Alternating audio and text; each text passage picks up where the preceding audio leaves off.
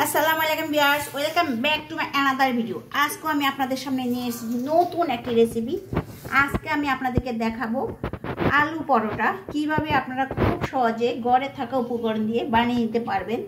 তো চলুন দেখে নেওয়া যাক কীভাবে তৈরি করতে হয়। তো আমি এখানে শুকনা মরিচ নিয়েছি 7-8টা, আর এখানে পেঁয়াজ নিয়েছি 3 টেবিল চামচ পরিমাণ, ধনিয়া পাতা নিয়েছি 2 টেবিল চামচ পরিমাণ, আর এখানে আলু নিয়েছি সিদ্ধ করে ম্যাশ করে নিয়েছি। এখন এর মাঝে স্বাদ মতো লবণ দিয়ে দিচ্ছি। লবণ দিয়ে আমি মরিচগুলোকে আগে মেখে নিচ্ছি। এখন আমি পেঁয়াজের সাথে মরিচগুলো, ধনিয়া পাতা সব একসাথে মেখে নিচ্ছি।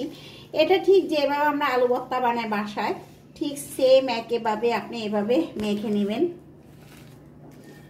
এখন আমি আলুর সাথে এই পেঁয়াজ এগুলো সব একসাথে মেখে নিব। তো দেখতে পাচ্ছেন আমার আলুটা মাখা হয়ে গিয়েছে, আলু ভর্তা করা হয়ে গিয়েছে। এখন আমি আটাটা করে নিব।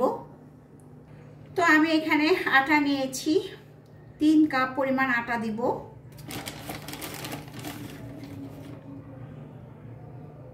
তিন কাপ পরিমাণ আটা দিয়েছি।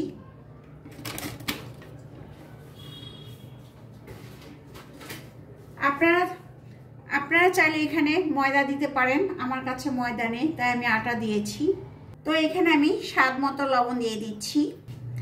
লবণটা দিয়ে একটু মেখে নিচ্ছি। এখন এখানে তেল নিয়েছি 3 টেবিল চামচ পরিমাণ, এগুলো দিয়ে দিব। দিয়ে আমি অল্প অল্প করে তেলটা দিয়ে দিচ্ছি।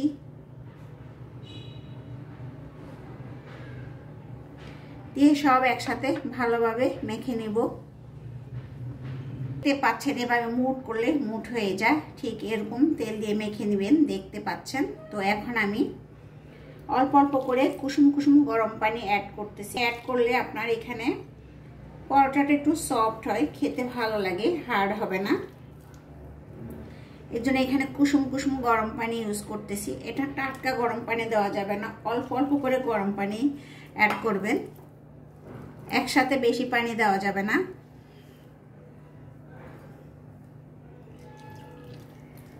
তো আটাটাকে একটু ভালোভাবে এভাবে মথে নেবেন। যত ভালো করে আটাটা মথে নিতে পারবেন পরোটাটা তত সুন্দর হবে।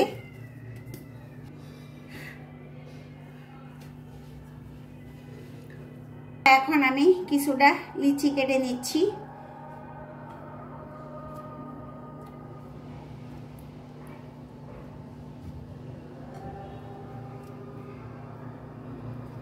আমি 6টা হয়েছে আমার। এরকম হাত দিয়ে পাতলা পাতলা করে নিচ্ছি। সাইডটা আপনি পাতলা করে নেবেন সব সময়, মাঝখানটা মোটা রাখবেন।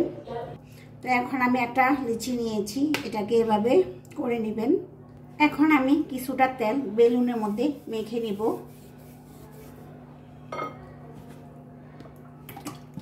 আর কিছুটা তেল আমি এখানে মেখে নিব। যেহেতু এখানে আমি আটা ইউজ করব না, তেলের উপরে এটাকে বেলে নিব। আলতো হাতে এটাকে বেলতে হবে, এখানে জোরে প্রেসার দেওয়া যাবে না। আরও পুর দিয়ে দিচ্ছি।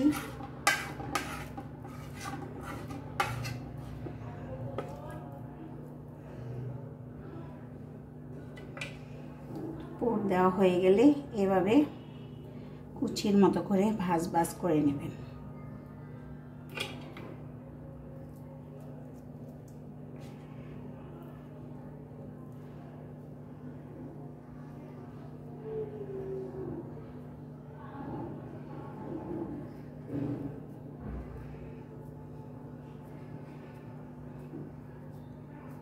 দেখতে পাচ্ছেন, ব্যাস। আর এই রুটিগুলো একটু মোটা হয়, এগুলো আমরা যে সাধারণ যে পরোটা বানাই সে পরোটার মতো হয় না, এগুলো একটু মোটা মোটা করে পরোটাগুলো হবে। তো দেখতে পাচ্ছেন আমার পরোটা বানানো হয়ে গিয়েছে। এখন এটাকে আমি ভেজে নেব। দেখতে পাচ্ছেন চুলা একটা ফ্রাই প্যান বসিয়ে দিয়েছি অলরেডি আমি। এখন আমার পরোটা বানানো হয়ে গিয়েছে, ফ্রাই প্যানটা গরম হয়ে গিয়েছে। এখন আমি ফ্রাই প্যানে দিয়ে দিচ্ছি। তো আমার এই পিঠ হয়ে গিয়েছে। এখন আমি পরোটাটাকে উল্টিয়ে দেব।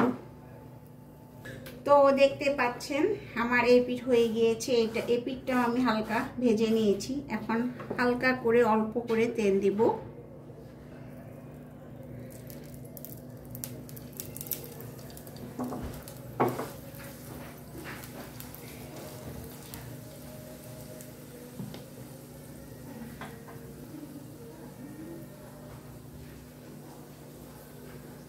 অল্প করে তেল দিচ্ছি, দিয়ে এটাকে আমি ঘুরিয়ে ঘুরিয়ে নিব।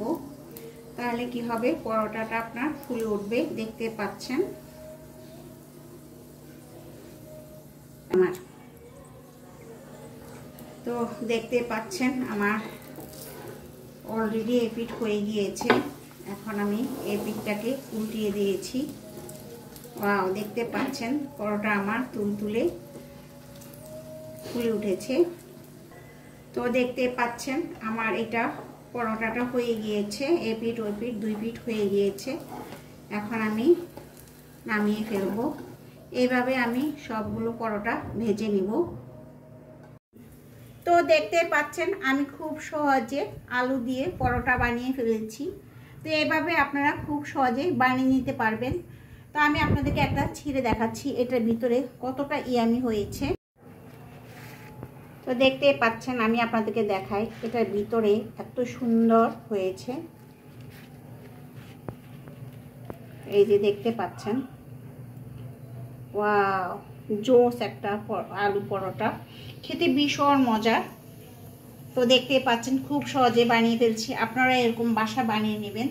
তো আশা করছি আজকে এই রেসিপিটি আপনাদের কাছে ভালো লেগেছে। যদি ভালো লেগে থাকে তাহলে আমার চ্যানেলটি সাবস্ক্রাইব করে আমার পাশে থাকবেন। তো আজকের জন্য এটুকু থাকুক। সবাইকে আল্লাহ হাফেজ।